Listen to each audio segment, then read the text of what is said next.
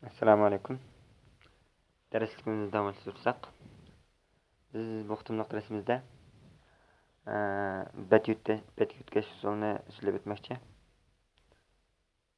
Oldi bilan aydinni qo'zg'atib, yangidan bir qurilish quramiz. Ismi shundoq bo'laversin.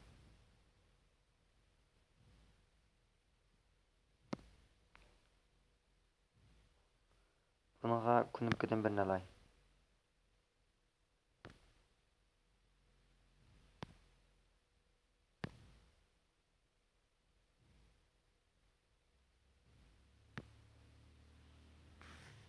Bunun ismini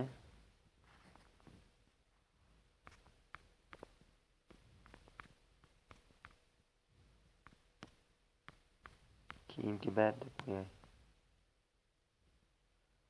Endi bunga ID berib o'tay.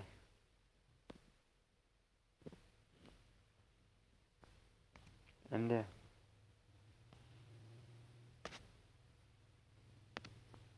mana yerdan benzen deganni ochib, buni ichidan residue ichidan layout. Mana yerda main XML bor. Bunga yana betdan birini qo'shiladi. Bunun ismini AAA deb qo'yay. Jazmlasini bassam, bizga yana bir betdan birini qurib beradi. Men bu betga mazmun qo'shay.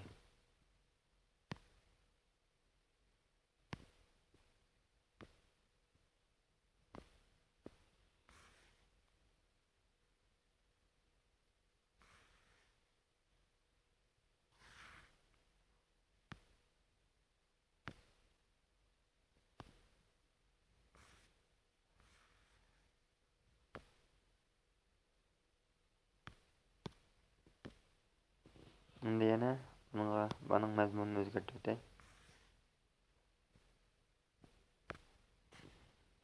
Buning mazmuni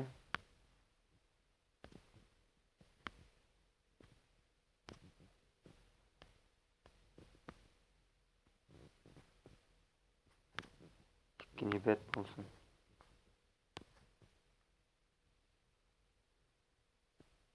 Bo'ldi. Endi qaytib biz mana keyingi bet degan kunibkani bosgandan keyin bizga ikkinchi betni ichib bersin degan kunni yozamiz. Avvalo kunibkani belgilab olamiz.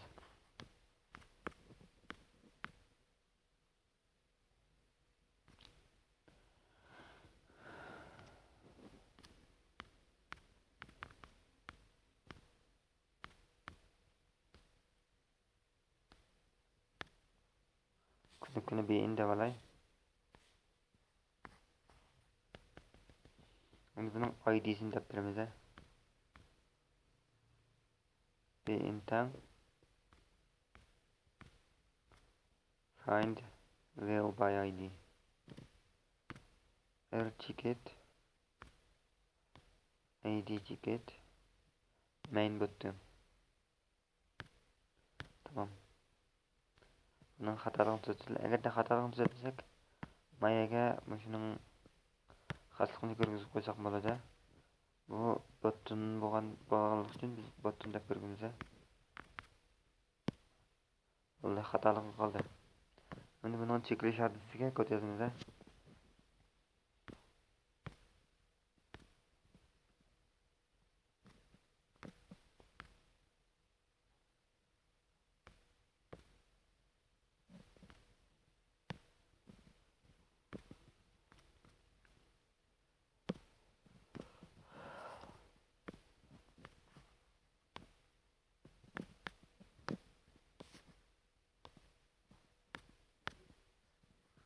Xatoligini tuzatdilar.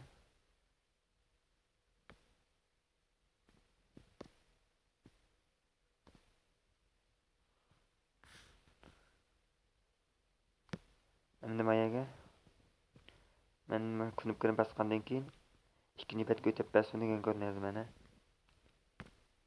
Set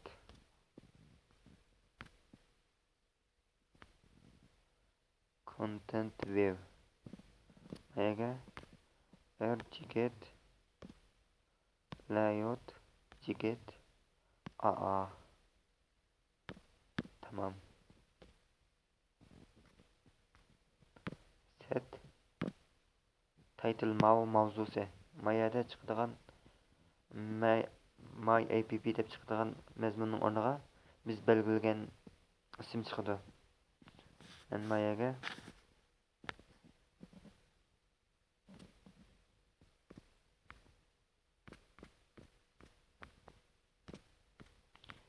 keyingi bet deb kirgizib qo'yay.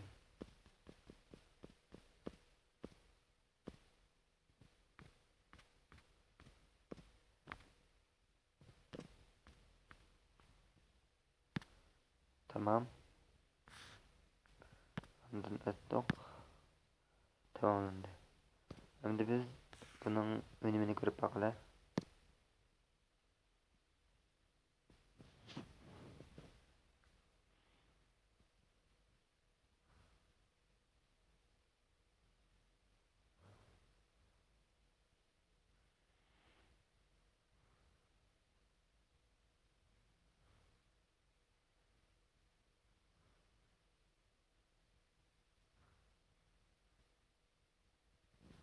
Çıktı.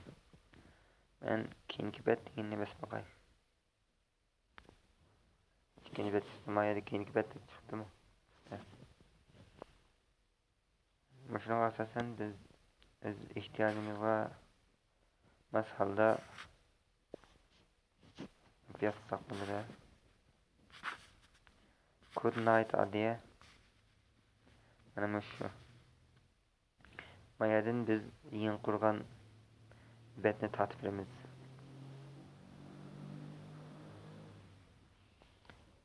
Darslikni tamamlasam keyin hukmdor darsimizga ko'rishaylik. Xayr xo'sh.